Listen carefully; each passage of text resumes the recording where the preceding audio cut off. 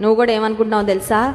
నా పక్షాన ఎవ్వరు ఆ సపోర్టు లేదు, ఈ సపోర్టు, ఏ సపోర్టు లేకపోయినా పర్వాలా, దేవుని సపోర్ట్ ఉంటే అన్ని సపోర్ట్ల కన్నా గ్రేటెస్ట్ సపోర్ట్ ఆయన. మనకి మహిమ కలుగును కాక.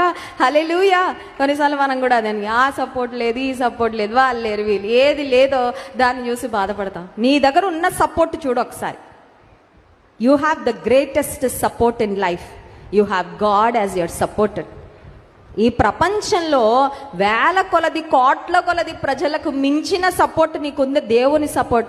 ఆయన సపోర్ట్ చూసి నువ్వు ధైర్యంగా ముందుకు వెళ్ళకుండా, వాళ్ళు సపోర్ట్ చేయట్లేదు, వీళ్ళు సపోర్ట్ చేయట్లేదు, వాళ్ళు అర్థం చేసుకోవట్లా, వీళ్ళు అర్థం చేసుకోవట్లా, వాళ్ళు బలపరచట్లా, వీళ్ళు వచ్చి నా కన్నీళ్ళు తోడ, ఎందుకు ఏడుస్తున్నావు, ఎందుకు బాధపడుతున్నావు? చాలాసార్లు మన పరిస్థితి అదే కదండి. వాళ్ళు సపోర్ట్ చేయలేదండి, మేము వాళ్ళని సపోర్ట్ చేసాం కానండి, వాళ్ళు మాత్రం మా కష్టంలో మాకు సపోర్ట్. కొన్నిసార్లు ఎన్ని ఆశలు పెట్టుకుంటామో మనుషుల మీద, ఎన్ని ఆశలు పెట్టుకుంటామో అంతగా నిరాశపడతావు. జాగ్రత్త.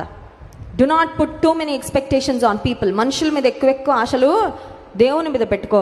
దేవుని మీద ఆశ పెట్టుకో. స్తోత్రం కలుగును గాక. ఆయన మీద ఆశ పెట్టుకుంటే ఒక మాట చెప్పమంటారండి, మనుషుల మీద ఆశలు అడిగిన వాటికన్నా, ఊహించిన వాటికన్నా తక్కువే ఉంటాయి. అర్థమవుతుందా? ఎఫెసీ 3:20 ఒక మాట ఉంటుంది కదండి, అడుగు వాటికంటేను, ఊహించు వాటికంటేను అత్యధికముగా చేయ శక్తిమంతుడు, సమర్థుడు మన దేవుడు.